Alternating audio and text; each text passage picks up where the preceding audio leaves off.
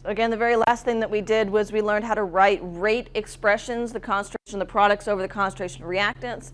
And then in the last section, we were using that, given the concentrations of our reactants and products equilibrium, to calculate uppercase Kc, the equilibrium constant. Now we're going to go in reverse. Given that equilibrium constant, let's solve for what those equilibrium concentrations are of our reactants and products.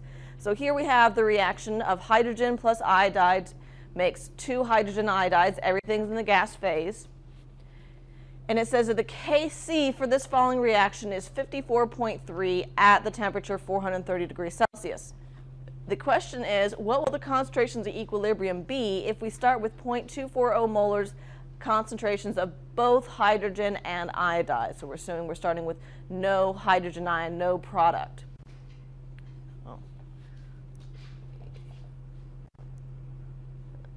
Dark blue.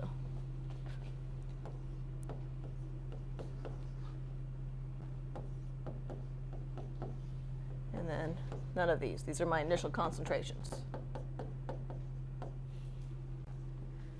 So what are we going to construct first to help us solve this problem?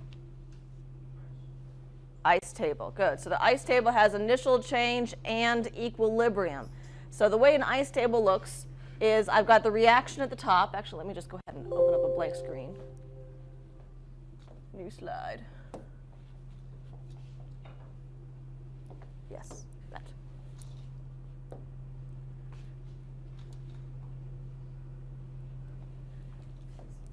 At the top, we write our reaction. So we have hydrogen gas plus iodine gas at equilibrium with 2Hi gas. And then we're going to have 3 rows. I standing for your initial concentration, and C standing for how much your concentration changed, and finally E for what are these concentrations at equilibrium going to be. So initially we had 0.240 molar of each reactant and no product. So which way is this reaction going to go, forwards or backwards initially? Forwards. Why do we know it can't go? It's not going to go backwards? There's no product there to start reacting backwards. What if I'd given you amounts of reactants and products? How would you tell which way it's going? How did we do that in the last class? We calculated what and compared it to K? Q. Good. We calculated Q, the reaction quotient, and compared it to K. If Q was smaller than K, the reaction's going forwards. If Q was bigger than K, then the reaction was going backwards. And then if Q was equal to K, we were already at equilibrium. So in this case, we know we're going forwards. We don't even have to calculate Q because we don't have any products anyways. So here's our first reaction, hydrogen gas. Is it going to change by a positive amount or a negative amount? Negative. So we're just going to call this negative X. We don't know how much it's going to go down. We just know it's going to go down by some amount X. So if hydrogen is going to go down by some amount X, how much is iodine going to go down by? How do we know? What's the stoichiometry between hydrogen and iodide here? 1 to 1. So if hydrogen goes down by X, then iodide also must go down by X. So over here on the product side, Hi is being produced, so that's going to be positive. How much will it increase by? 2X. Good. So the stoichiometry comes into play in the change row. Now in the equilibrium, we're just going to take our initial column and add it to our change column.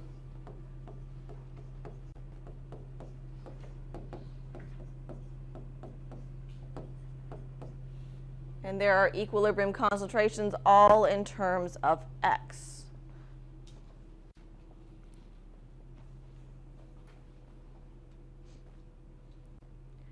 Let's write the general rate expression. general, just in terms of the reaction, not in terms of our x yet. So what goes in the numerator of our equilibrium expression? Product. So my product here is HI. What power will that be raised to? Good. Second, the powers are the coefficients from our balanced equation. And since we have 2 here, that's where that 2 there came from. What goes in the bottom? The reactants. So we have hydrogen and we have iodide. Both of those are going to be just the power of 1.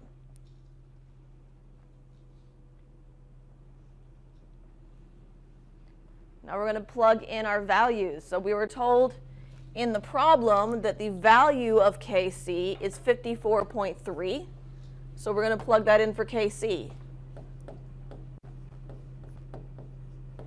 And then into our expression, we're going to plug in our equilibrium values here. So 2x squared. And on the bottom, we have 0.240 minus x for the hydrogen, and then 0.240 minus x for the product.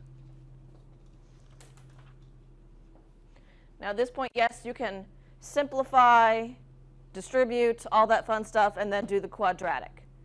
But way around the quadratic is if you have a perfect square. So always check to see if you have a perfect square before going through the fun of the quadratic. Do we have a perfect square on our right-hand side? Meaning both the numerator and the denominator are squared. Yes, because we can take this denominator here and we can rewrite that as 0.240 minus x squared because they are the same, right? Do we agree there? So if both the numerator and the denominator are squared, then what can we do to get rid of those squares? Take the square root. We're allowed to do that to this side as long as we do it where? Both sides. So we'll take the square root of both sides.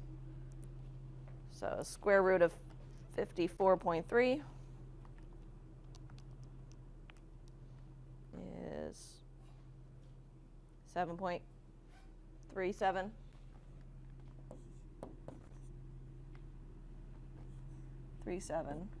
And then all we have in the numerator now is 2x, and in the denominator 0.240 minus x.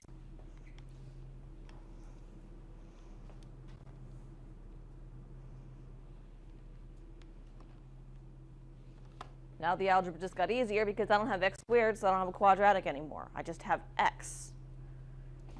What's the next step? Solve for x. So I'm going to take the denominator, I'm going to bring it out front here, 0.240 minus x, and I'm going to distribute the 7.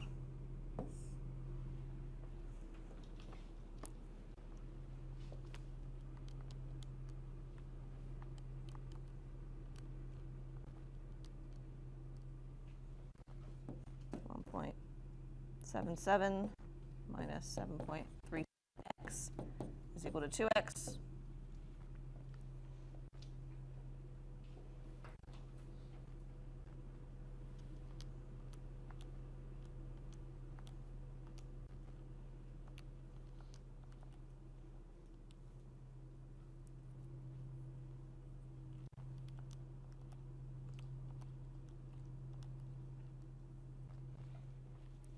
Combine like terms.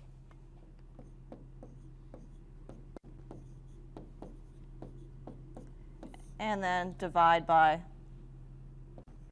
the 9.37. And what do we get that x is equal to? Good, 0.189. Once we have x, we can take that 0.189 and plug it into our x's up here and get what those equilibrium concentrations are. So our equilibrium concentration for hydrogen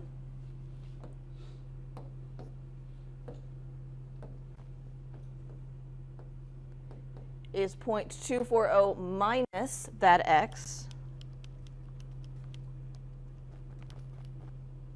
so 0.051. Yep. molar. Iodide will be the exact same. What will be your concentration of hydrogen iodide? Iodide. Good. So 2 times the 0.189. And there are our final answers. Your equilibrium concentrations for everything.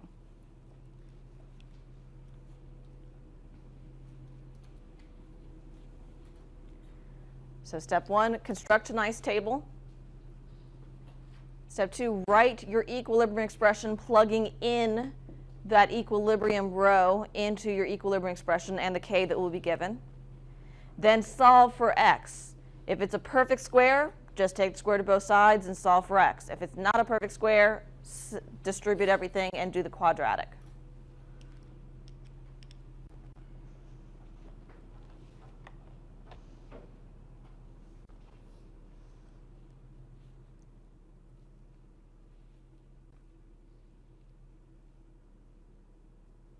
Try another one.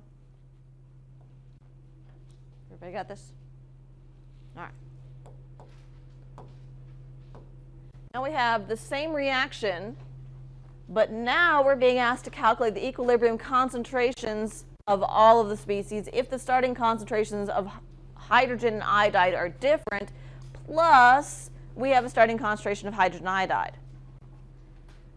So first of all, because we have a starting concentration of our product, what do we have to figure out? Whether or not the reaction is doing what or what?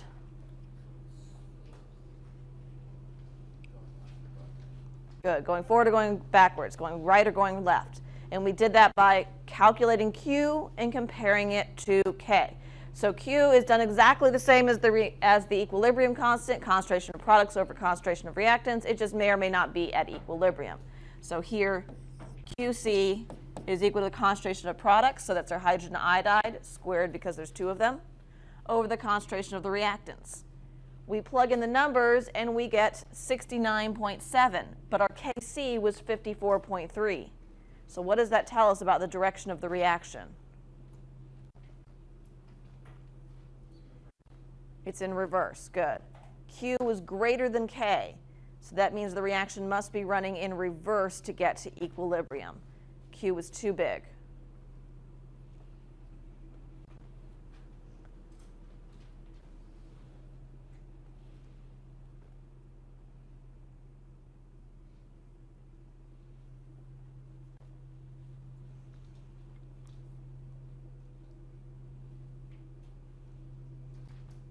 So next you're going to construct that ice table again.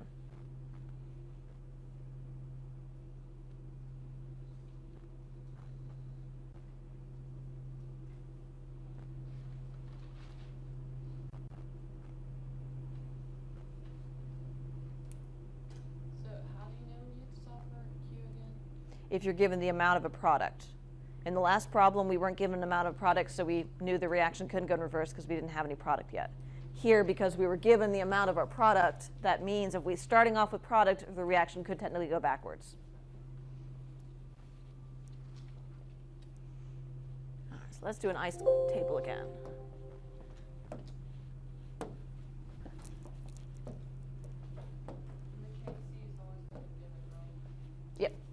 For these problems. So at the top of the ice table, we still have our reactants plus products, or sorry, plus in equilibrium with our products.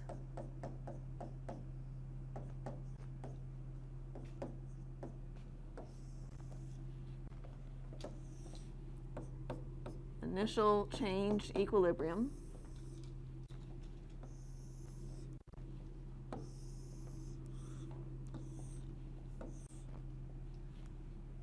We take our initial concentrations from the given material, so why did that blank out?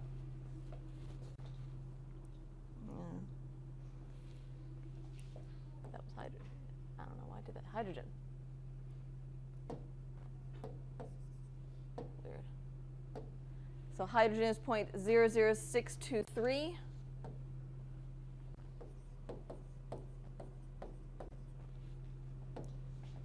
Iodine is 0.00414. And then the hydrogen iodide is 0.0424.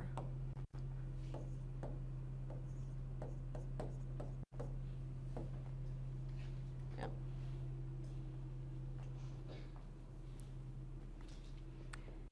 Now in our change row, is hydrogen going to change by a positive amount or a negative amount this time? Positive, because when we calculated Q, we found the reaction is running predominantly in reverse. So this side is increasing. So plus X, and what will hydrogen iodide's change cell be? Good, minus 2X.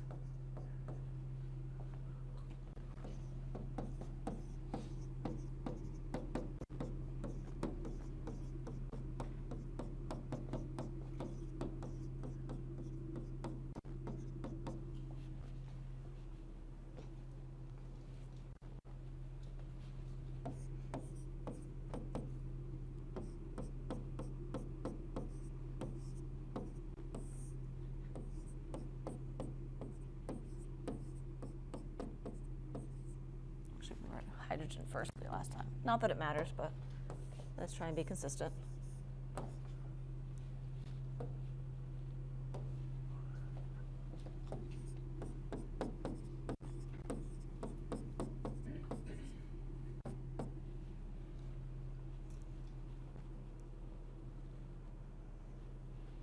So just as before, we're going to plug in all of our numbers here. So the Kc value is still 54.3 because we're still the same temperature.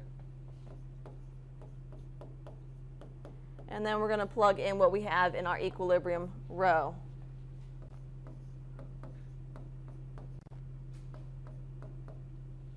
X.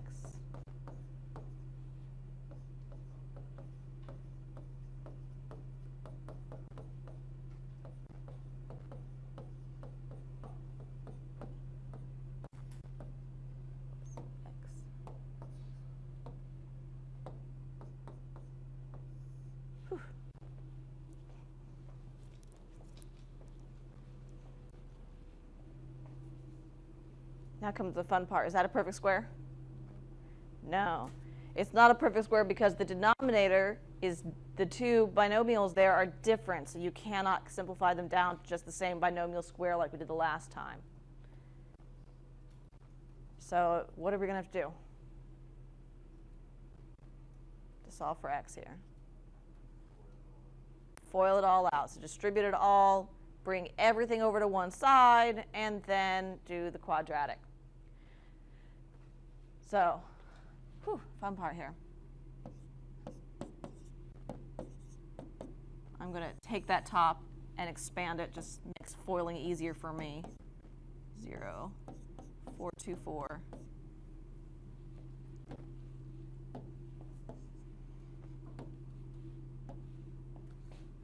Minus 2x.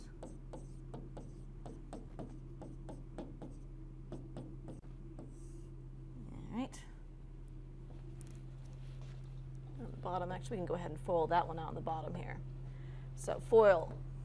First, the two constants multiplied together.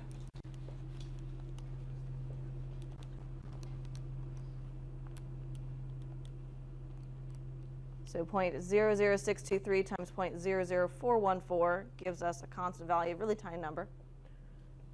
I'm going to keep 3 sig figs here. 2.579 times 10 to the negative 5. So that's the F of foil. Next, the O is outer. So X times 0.00623. Then the inner 0.00414 x, and then the last x and x, so that's x squared.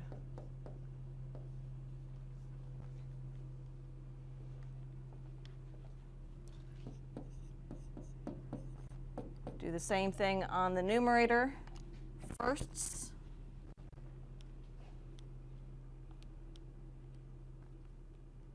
0.0424 times itself, 0.00.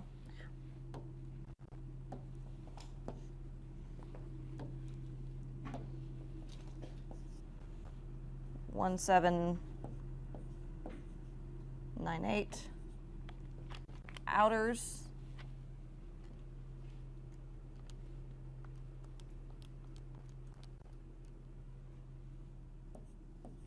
minus 0.0848 x. Inners will be the same thing, 48 x. And then the last ones, -2 times -2 is positive 4x squared in the numerator. Denominators say the same thing, except we can tend to go ahead and combine those two terms.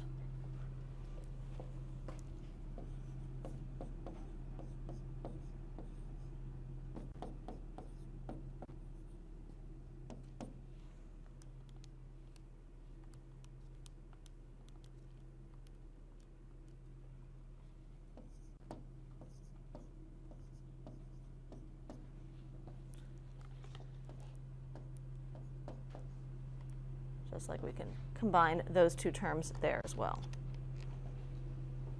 All right.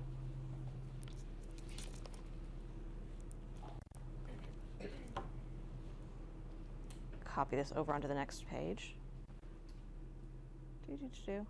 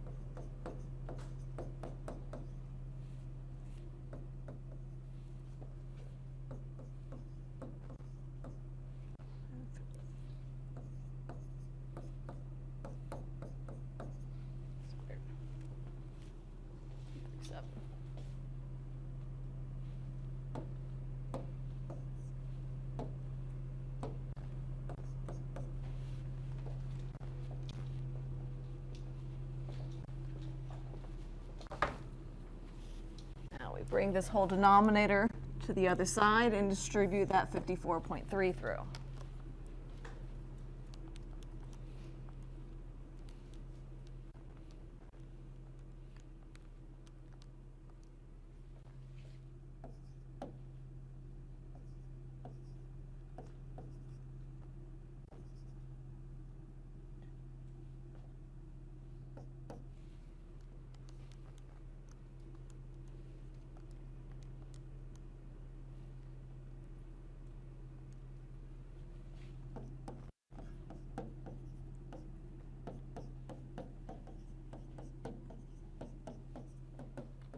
And then the numerator is still there, the same.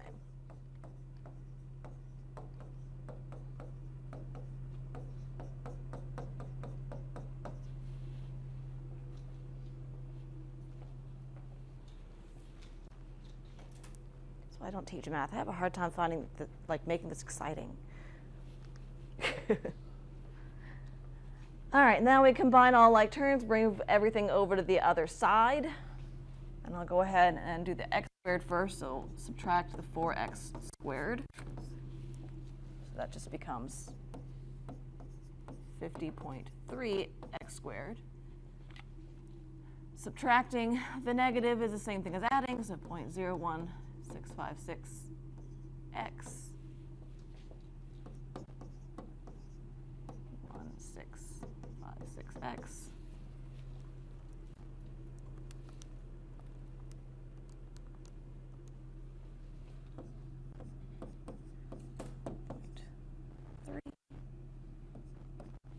X, and then the constant, 0.1798 minus.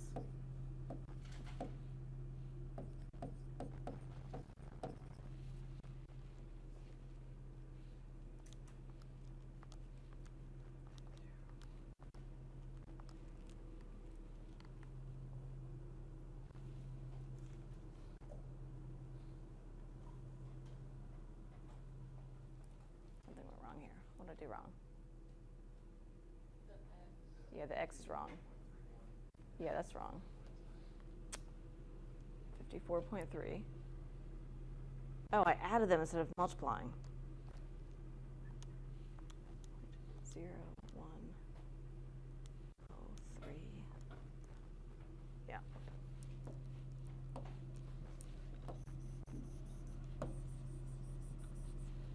Thinking that did not look right.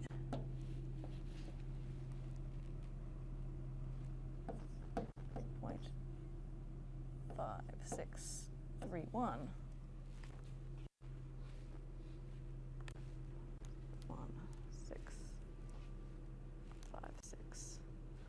1656.54.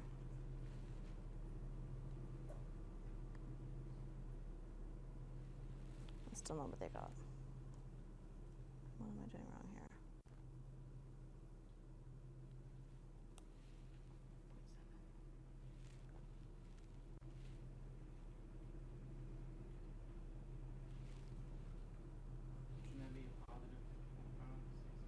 Yeah.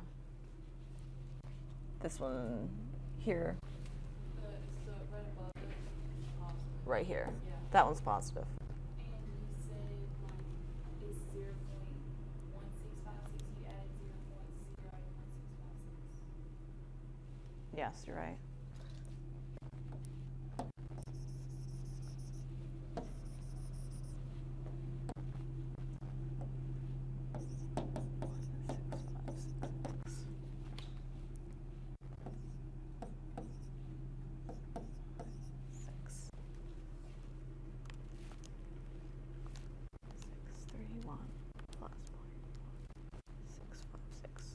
Okay, 0.729.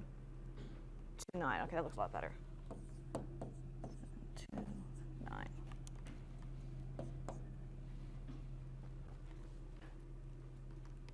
And then the constant. 0.138.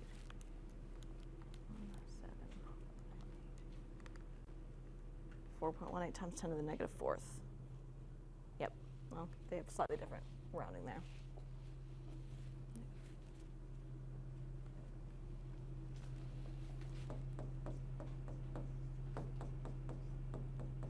And then all we're left with on the right is 0. Whew. Now we're ready for the quadratic. So here's our A, here's our B, and there's our C.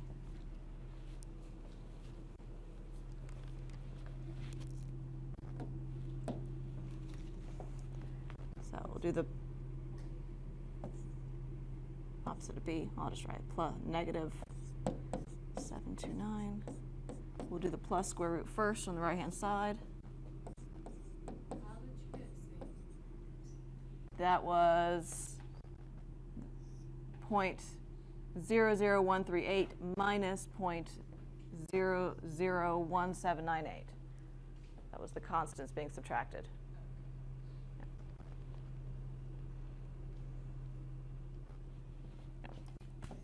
B squared minus 4AC.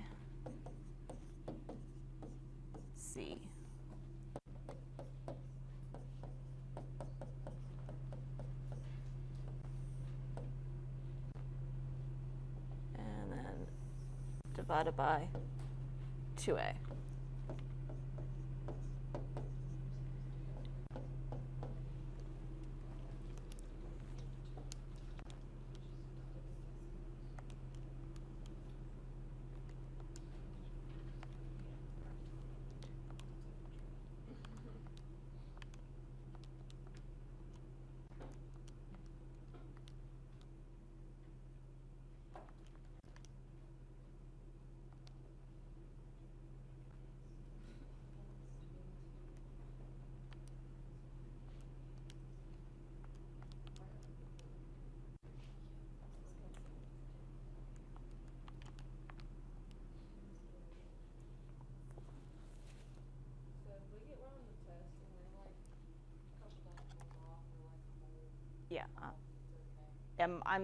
one like this would definitely be one of the ones where I'm looking at the work and giving lots of partial credit. And there would not be more than one of these on the test. Otherwise, the test would be like 5 hours long. And I would try and find one with prettier numbers than this mess. So I'm getting 5.52 times 10 to the negative fourth for x. Now you can also do the same thing, but opposite of b, plus or minus, doing a minus, but if this one gave us a positive, that means the other one would give us a what? Negative. You can go ahead and plug it in, but sure enough, the other way will give you a negative, which means the other x is the one that you would throw out. I think the other x gives you negative 0.0151. So once we have x, then we can plug that back into our ICE table. So back in here for these x's.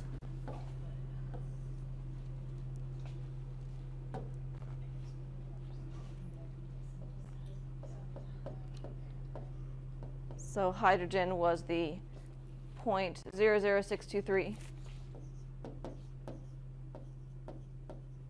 minus x, 0.0623 minus our 5.52 times 10 to the negative fourth equals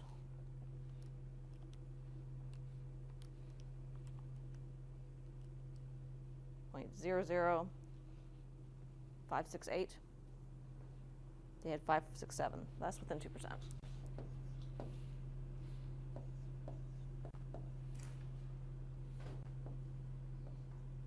Molar. And do the same thing for the iodide. No, it was minus. Oh, you're right, it was plus. That would be why. Plus.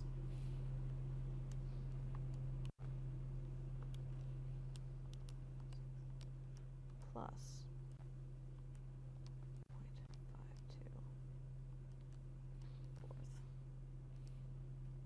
0.0678. Yeah, I did do plus. I just didn't type it out right. Number's the same.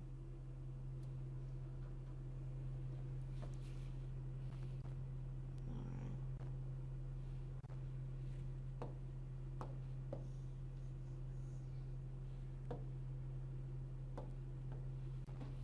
0.0678. And then the I2, where am I then?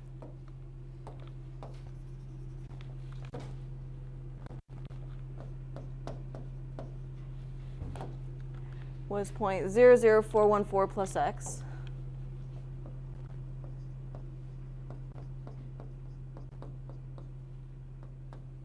Plug in the x.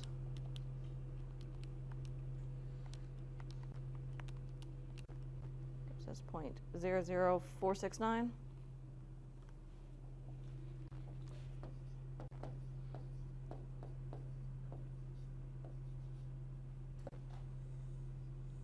There's hydrogen, there's iodide, run out of room, but we can do it over here.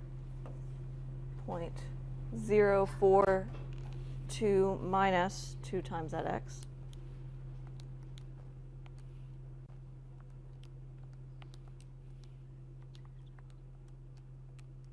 Gives us 0.0403.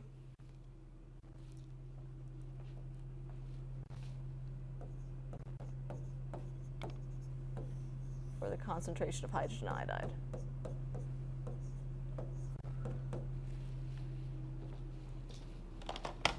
what did you say you got for the hydrogen and the iodide one? These two numbers, here and here.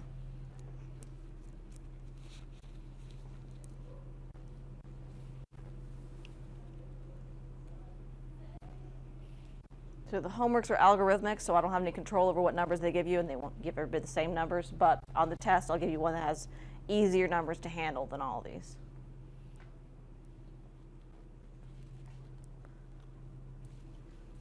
But we will continue using these ICE tables to solve problems in chapter 15. In chapter 16, when we do pH calculations, we'll still be doing ice tables. And chapter 17, when we're doing solubility equilibrium, we'll still be doing ice tables. So the general ice table is not going to change. However, we will learn that there is a way to estimate it that avoids the quadratic in most cases. It would not have worked in this case. But in most cases, in chapter 16 and 17, we're going to be able to do an estimation that avoids doing the quadratic mess. Because that's so much fun.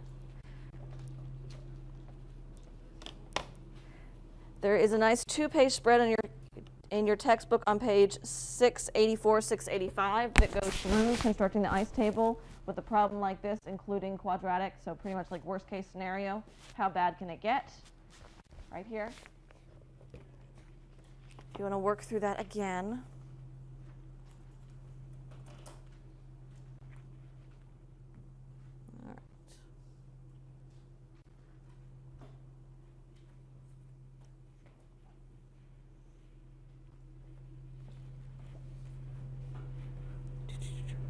There we go. So, in most of the cases that I will give you, you will not have to do the quadratic. There will only be like one where you'll have to do the quadratic. Most of the time, we can approximate and avoid the quadratic. What kind of cases can we do that in? We can do that when K is extremely small. Because if K is extremely small, that means that the reaction, reacted a lot or a little? A little. So if the reaction only reacted a little, what's the magnitude of X going to be? Relatively small or relatively big? If the reaction only went forward a little tiny bit, is X going to be a big number or a small number? Remember, X is the change. Small. So when K is very, very small, we can assume that X is very small.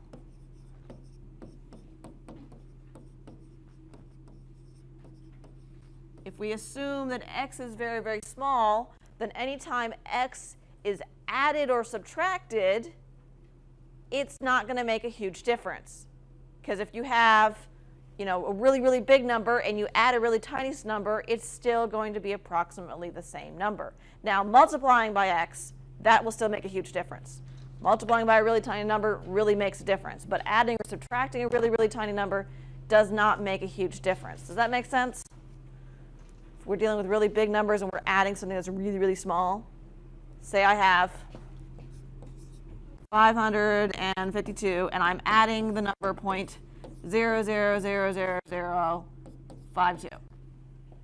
The answer is 552.00052. When we round to significant figures, what does that number round to? 552. So in other words, adding a really tiny number once you round to significant figures didn't change the original number. Now, if I was multiplying by that 0.000052, it would have made a huge difference. But if you're adding or subtracting a really small number, it's essentially not going to make a big difference. So let's look at an example where that is the case. All right. At elevated temperatures, iodine molecules break apart to give iodine atoms according to the following reaction. Now, this reaction, because as we've learned from way back, chapter 2, Han and the halogens, iodine is a halogen, therefore it exists as a diatomic homonuclear molecule. So I just say iodine, I mean I2. That is the stable form. A single iodine atom is very unstable. So for this reaction to happen, breaking that stable I2 apart into individual I atoms, you have to put a lot of energy into it. In this case, by putting a lot of energy, they mean they're increasing the temperature to a really high temperature. Even then, even at that high temperature of 205 degrees Celsius, which is more than twice the boiling point of water, K is 3.39 times 10 to the negative 13.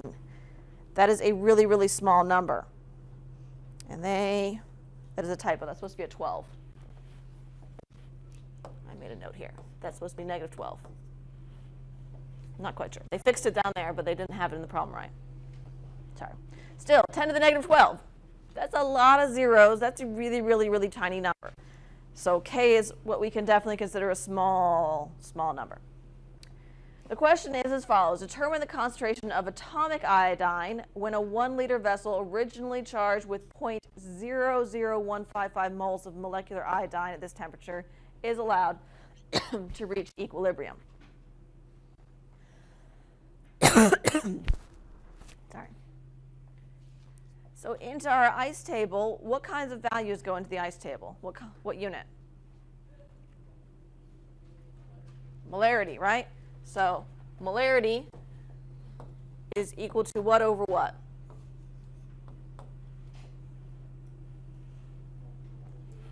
Good. Moles over liters.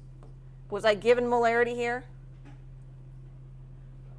No, I was giving moles and liters. So the very first thing I need to do is convert that to a molarity. So 0.00155 moles divided by 1 liter. Hey, didn't change the number here, but it might on your homework or a test, so don't skip that step. 0.00155 molar. Ah.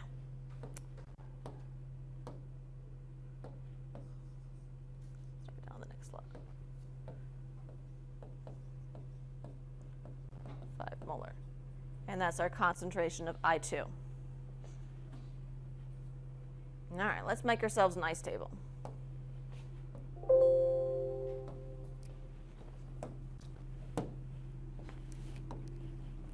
So first thing is we need to write our reaction. So our reaction is I2 is at equilibrium 2I.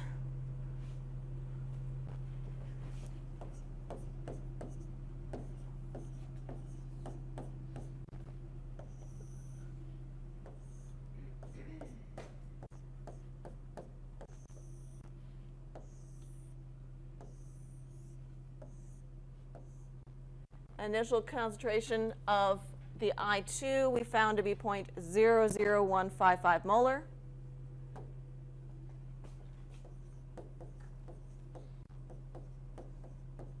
And we're initially starting off with no I2, 0. Which means the reaction is running which way, forward or backwards? Forward, okay. So that means our change column is going to be minus x and what over here? Good, plus 2x.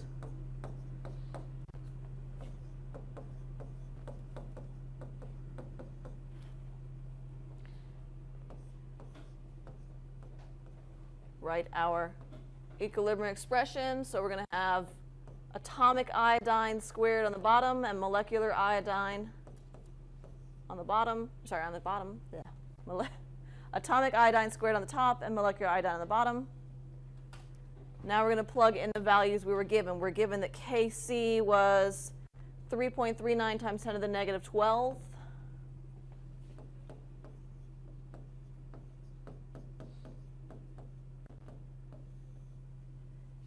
And then in the top here we have 2x squared, and on the bottom we just have 0.00155 minus x. Do we have a perfect square? No.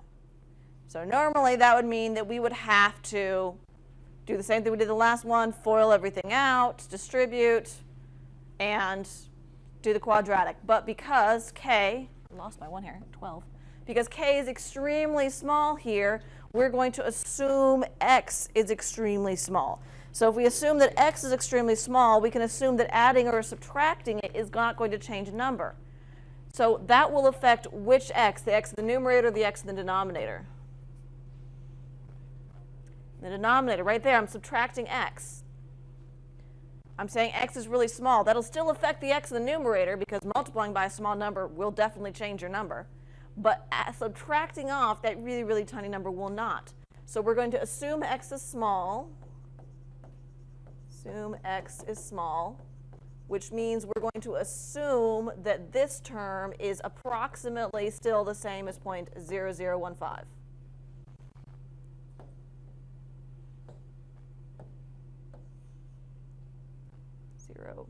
Zero, 0.0155. So when we subtract that really, really tiny number, it's not going to make a big difference. So now let's rewrite that.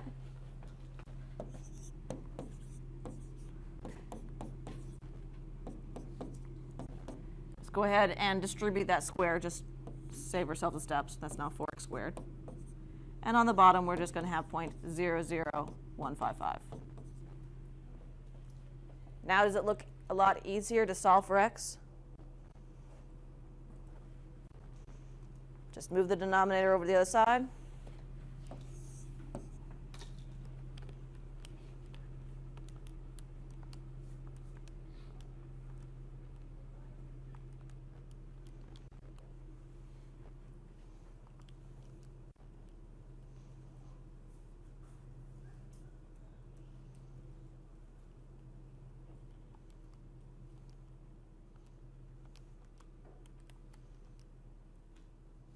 Yep. 5.25 times 10 to the negative 15th is equal to 4x squared. Divide by that 4, and then take the square root of both sides. And what do we get is the value of x.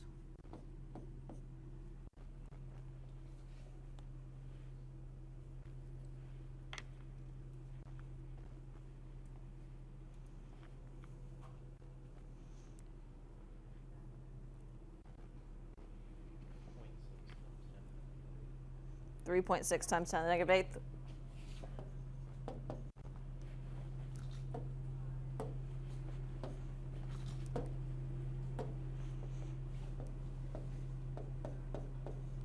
Is that a really small x? Yes, if we plugged that x back in here, subtracted it, 10 to the negative x, it would still round to the same number. So that was a good assumption. So now we can plug that in for our x's and solve for the concentration of our molecular iodine and our concentration of our atomic iodide. So molecular iodide was the 0.005155 minus that number.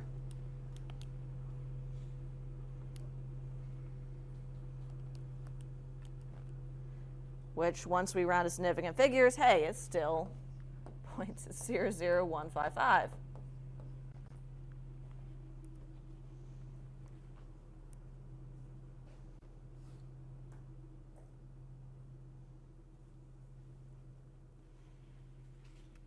Now, the atomic iodide is 2 times x, so 2 times that number.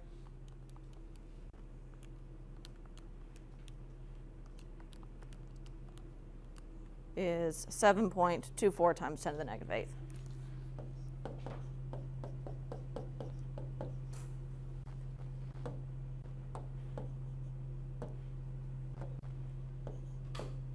Molar. And there's our 2 equilibrium concentrations.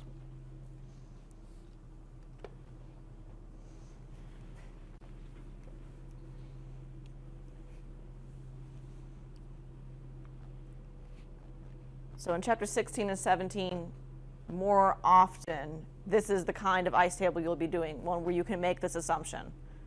Either it ends up being a perfect square, and you don't have to worry about it, or you can make this assumption and avoid doing the quadratic.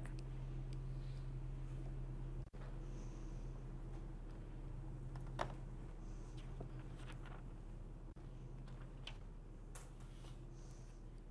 right, any questions about this problem? So in summary, how do you solve for the equilibrium concentration when you are given a reaction and you're given K in initial concentrations? First of all, construct that ice table, fill in the initial concentrations. If you are given the amount of a product, calculate the reaction quotient Q, compare it to K to see if the reaction is going forward or backwards. Define X as how much is changing using stoichiometry. So if there's 2 of a substance, it would be 2X. Then use the equilibrium expression to solve for x, plug that x back into those equilibrium concentrations to get the actual value of the concentrations equilibrium. These 7 steps are on page 687, if you wanted to see them. Now, so far we've just been doing Kc, Qc in terms of concentration. But we learned when we were first writing equilibrium expressions what the K equilibrium expression can be written in terms of concentration or in terms of what? Pressure. You can also have Kp in terms of pressure. So this next example is just saying in terms of pressure, it works the same way. So here we're given a mixture of 5.75 atmospheres of hydrogen and 5.75 atmospheres of iodine contained in a 1 liter vessel. The equilibrium constant for the following expression is 54.3. So there's our hydrogen iodide goes to hydrogen iodides we've done a couple times today. Determine the equilibrium partial pressures of hydrogen iodide and hydrogen iodide. So we won't go through this problem in detail, but it's done the exact same way. We'll make an ice table just like we did before. Just the values inside the ice tables, instead of being concentrations, are going to be those partial pressures. And instead of using a Kc, we'll use a Kp, which is what we were given. We were given Kp. But other than that, it's constructed in exactly the same way. Now in this case, this one works out to a perfect square, so we can take the square root of both sides of the equation and avoid the quadratic. But that sample problem is on page 687. Once you have x, plug x back into the ice table to find out what those partial pressures are.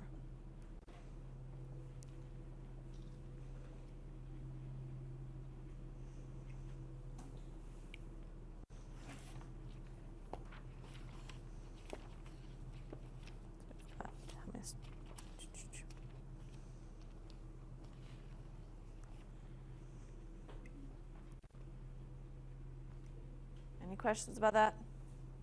All right, one more section left. Last section, Le Chatelier's principle. Anybody ever heard of Le Chatelier? Sounds familiar? So Le Chatelier's principle is how is the equilibrium going to change when I change something about my system? So things that I could change. I could add or remove a substance.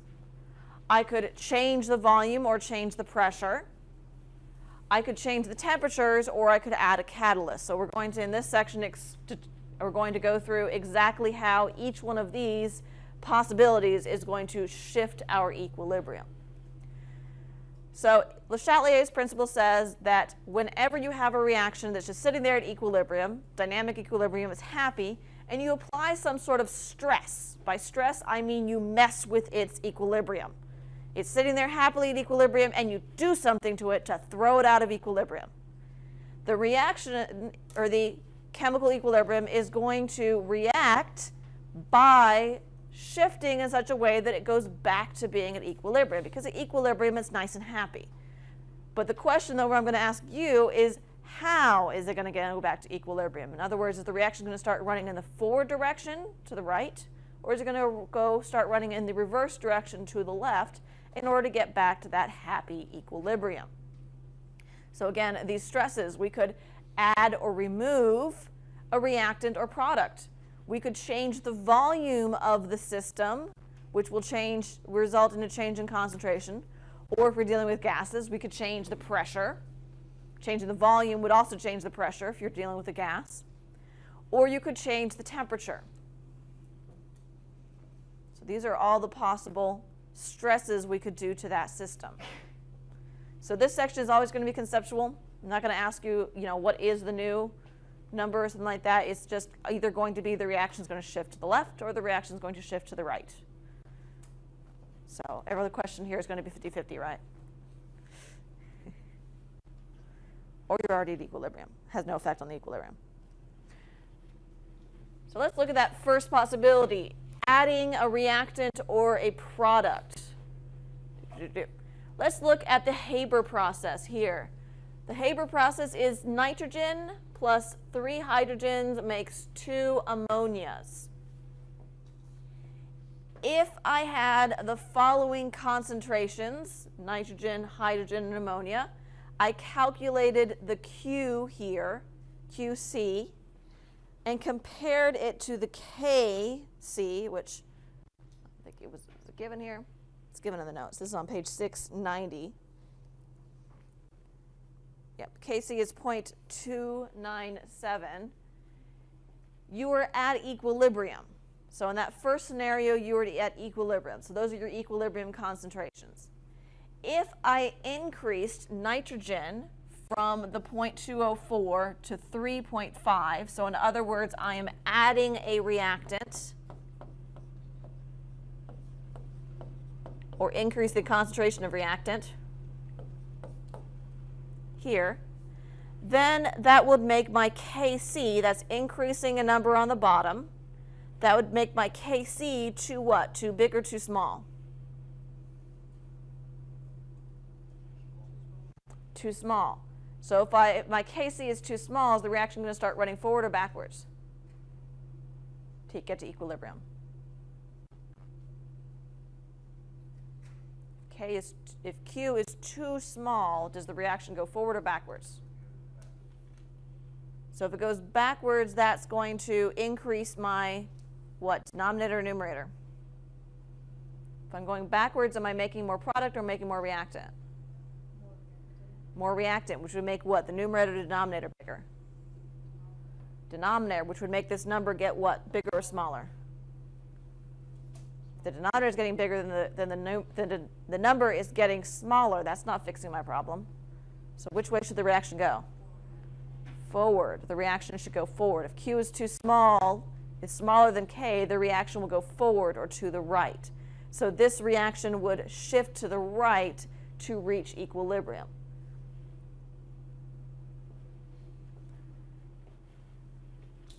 So let's summarize that down, layman's term here. Increasing,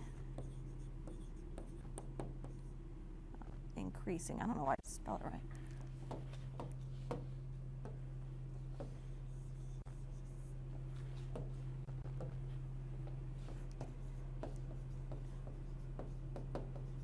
Increasing amount of reactant, either one or both reactants, will shift the reaction which way? Good. Shift the reaction to the right.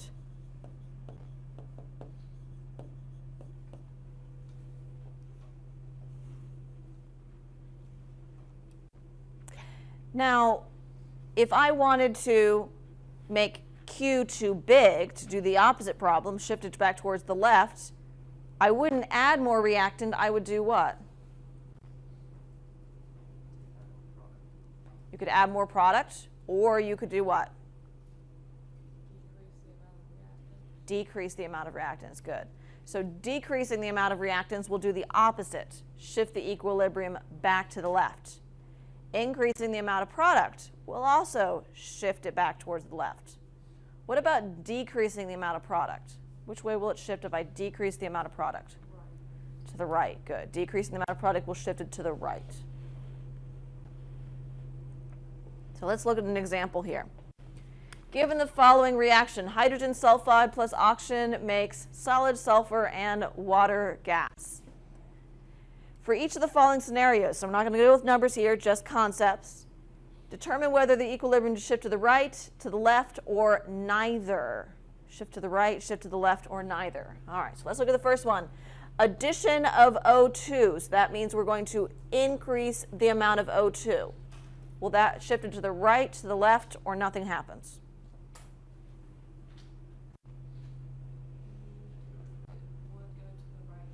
Good, shift to the right. Because I am increasing the amount of a reactant. Removing the amount of H2S, so I'm decreasing this. Back to the left, good. Removing the amount of H2O vapor, so decreasing this. To the right. Adding the amount of solid sulfur. Neither. Why? Good, because it is a solid. Do solids affect equilibrium? No, they do not. That was a trick. Ha ha ha. Ha ha. But now you won't get tricked on the test, right? I'm terrible at it.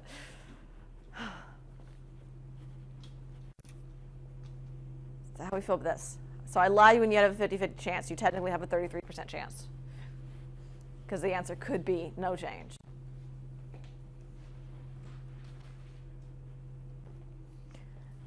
So how do we feel about what happens when you change the amount of reactant or product? Feel good about that? Ready to move on?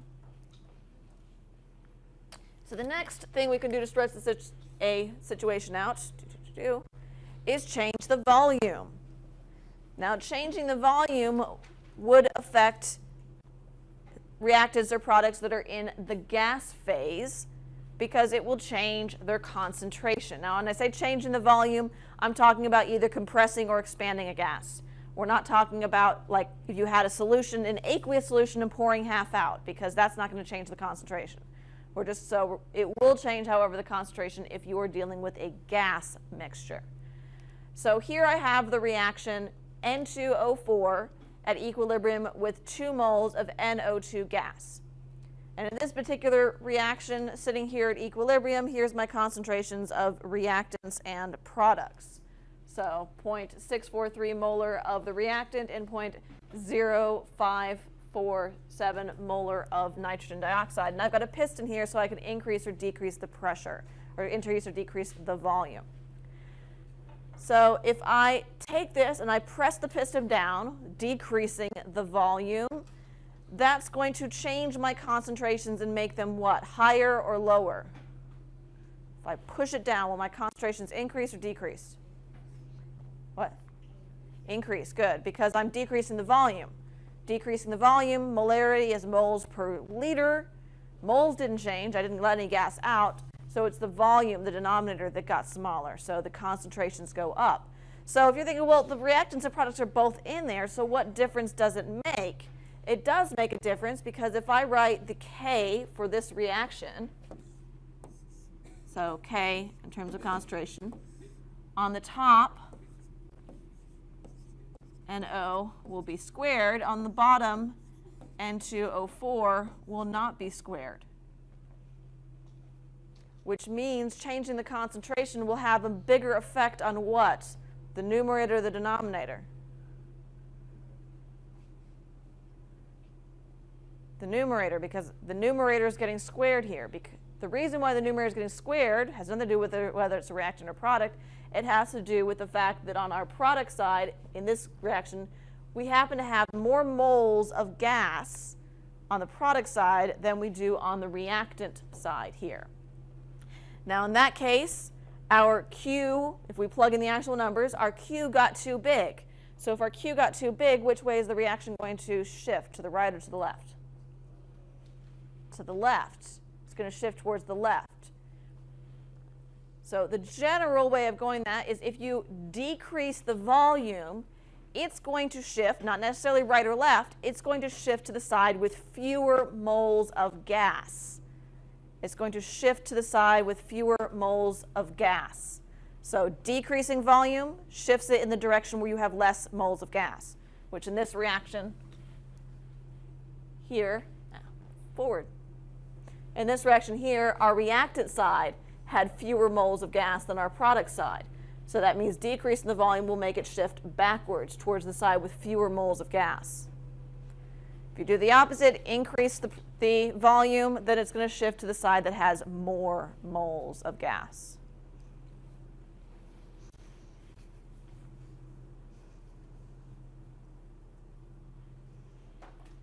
So let's try this out. Given the following reactions, predict which direction the equilibrium will shift when the volume of the reaction vessel is decreased. So example A, is the reaction going to shift to the right, left, or no change? Nope. So if I decrease the volume, it shifts in the direction where I have what? More or less moles of gas. If I decrease the volume. Shifts to the side with less, which in example A, which side has less moles of gas, reactants or products? Reactants. So the reaction is going to shift what, left or right? Left, good. So the reaction shifts to the left. Second example down there. Which way will it shift? Which side of the reaction has fewer moles of gas, the reactants or products?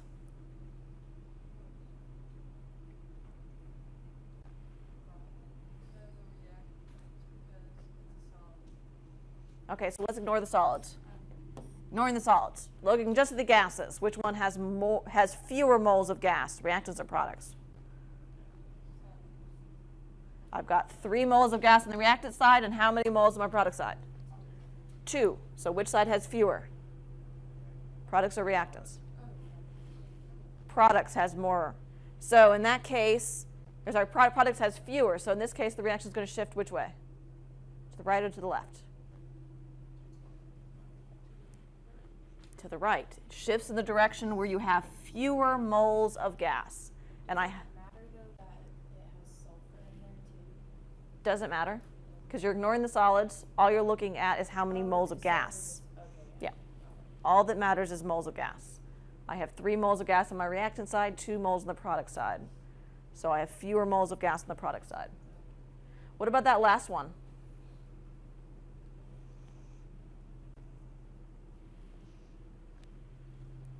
How many moles of gas do I have on the reactant side? 2. How many do I have on the product side? 2. Which way will the reaction shift? Or will it not shift at all? No change. Good. No change. Ta-da.